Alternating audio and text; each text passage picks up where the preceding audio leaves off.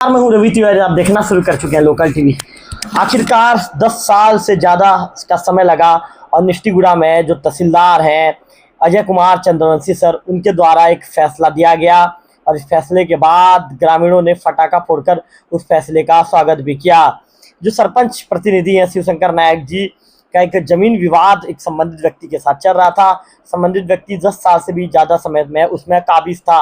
अंततः जब तहसीलदार का फैसला आया तो शिवशंकर नायक जी के पक्ष में ही फैसला आया और शिवशंकर नायक जी इस फैसले को सुनने के बाद खुशी से झूम उठे।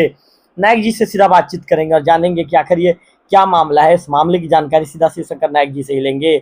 नायक जी, आपका लोकल टीवी में स्वागत है। धन्यवाद मामू, आपको भी स्वागत और सारे दर्शकों को भी स्वागत।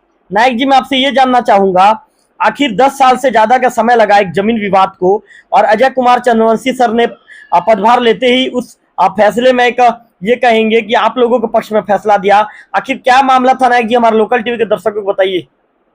मामा जी, ये जो है जमीन हमारा एक केस जो आ रहे है और अगला पक्ष का 1-10 आ रहे है जी, जिसमें से ना उनका जमीन हमारे में आता है ना हमारा जमीन उन पे जाता है जी। जबरदस्ती ये आदमी कब्जा किया था और जो 476 का रकबा जो है आज हमें शासन द्वारा एक जीत पत्र देकर हमें कब्जा दिलाया गया। नायक जी, क्या तहसीलदार साहब स्वयं मौके पर पहुंचे थे? ये आरआई पूरे टीम हमला आए थे जो आकर हमारे जो ग्रामीण के पंचों के सामने एवं ग्रामीण जनताओं के सामने ये कब्जा दिलाए। नायक जी, क्या संबंधित व्यक्ति कितने कितने एकड़ में कब्जा में था आपके? ये 1 एकड़ 12 डिसमिल का कब्जा कर रहा था जी। नायक जी, कितने सालों से कब्जा में था? ये 10-12 साल से कब्जा में था। नायक जी, का आप लोग का कहाँ केस लड़े, कितना आप लोग को परेशानी हुआ? नहीं, हम लोग तो पहले ये पहला केस है जो तहसीलदार साहब को आवेदन किए और हमारा जो आवेदन स्वीकार किया गया और हमें कब्जा मिला। जो पुरखौती संपत्ति है ये हमारा।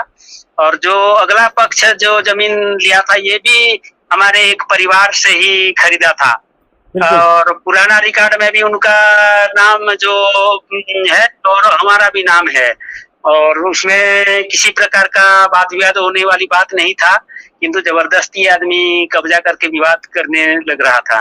नायक जी, तहसीलदार साहब की कार्यप्रणाली को लेकर क्या कहना चाहेंगे? उन्होंने कैसा काम किया?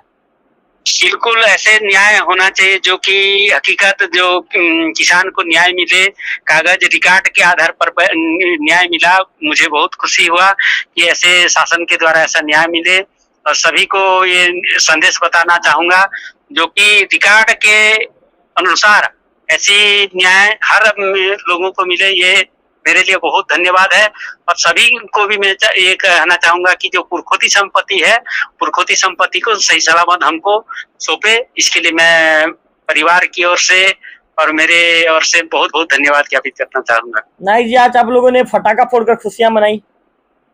ये फटाखा इसलिए फोड़ा गया मामा जी जो कि विवादास्पद जो आदमी अगला आदमी ये नहीं सोच रहा था कि ये जमीन इनके पुरखौती का संपत्ति है, ये हमारा है, ये बोल के जबरदस्त वाद विवाद में कई प्रकार का अड़ंगा डालने लगा था।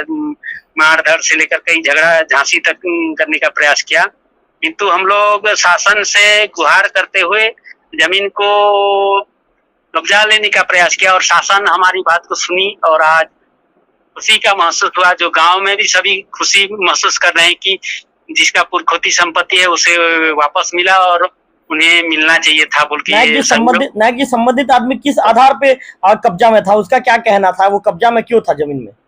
मामा जी, वो जो है बंदोबस्त की बात जमीन 1.10